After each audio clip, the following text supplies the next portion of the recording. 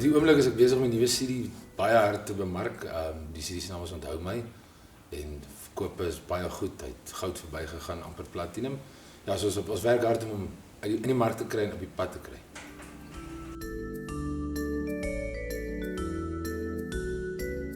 Ja, ons is klaar besig om te beplan aan 'n volgende album wat so begin einde van die jaar se kant sal uitkom. Dit gaan 'n gospel album wees.